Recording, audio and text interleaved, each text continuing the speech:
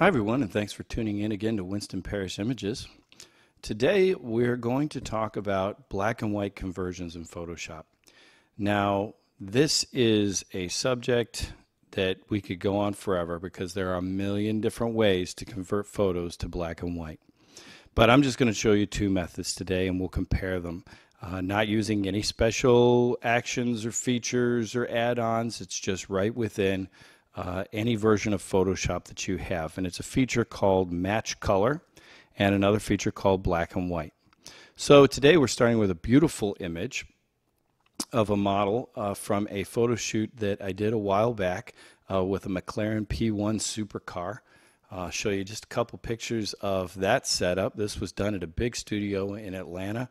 There was a crew of about 4 or 5 people to do the complete photo shoot. Took up an entire studio for half a day. And we got some amazing shots of the model and the car that day. But today we want to talk about turning this photo black and white. Now you say, why would we ever do that? This is gorgeous. In fact, this is the version that I printed and hung on the wall in my office. But it's one that shows us some good examples of what can be accomplished. So first of all, if you have Photoshop and you're thinking about converting to black and white, first of all, what you're trying to accomplish is recreating the look of black and white film, right? We're not just trying to desaturate the picture, we're trying to make it look like it was taken on high quality black and white film. In the past, Photoshop didn't have a function in it to do that. Now it does. It has something called black and white. And I've created a duplicate layer really quickly so I can show it to you. So I'm going to go to that duplicate layer right now in my layers palette. I'm going to go over to Image. I'm going to go to Adjustments.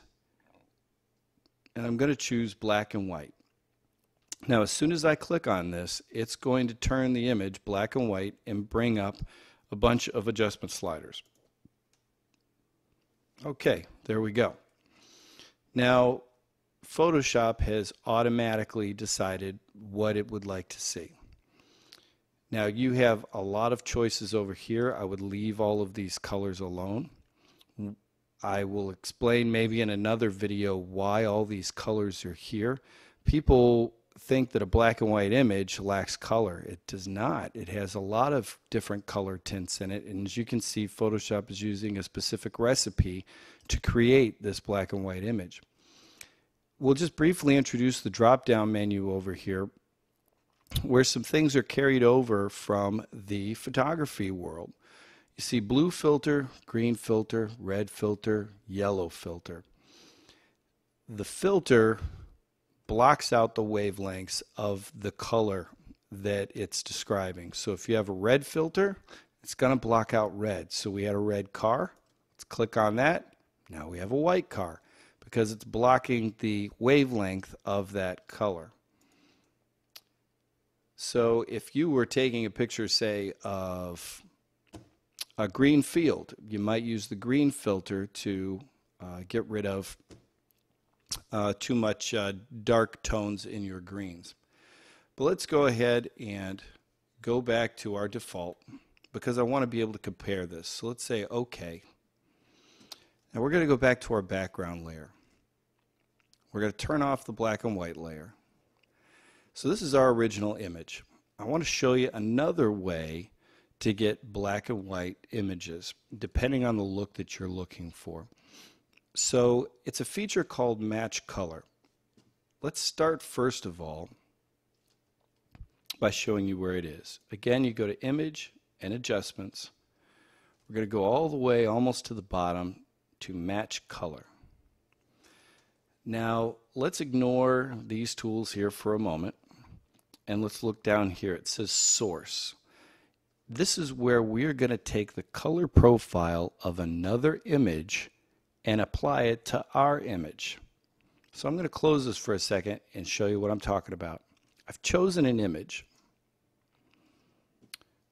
This is an image from a boudoir photo shoot done in our studio, and It is natural light, so we have a lot of luminescence here from the sunlight, and we've got some good glow on the skin, and it just has a little bit of luminescence to it, a little bit of life that maybe you didn't get in the studio.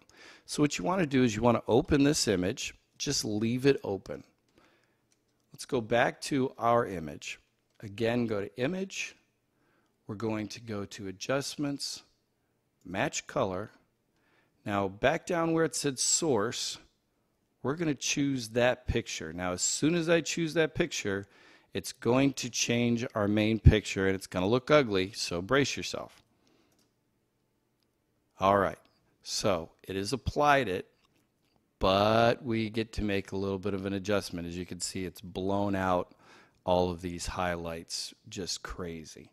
So what we're going to do is we're going to go to this slider right here, Luminescence. We're going to dial that back, and you will see our image come back. And I think before I had stuck it right at about 41.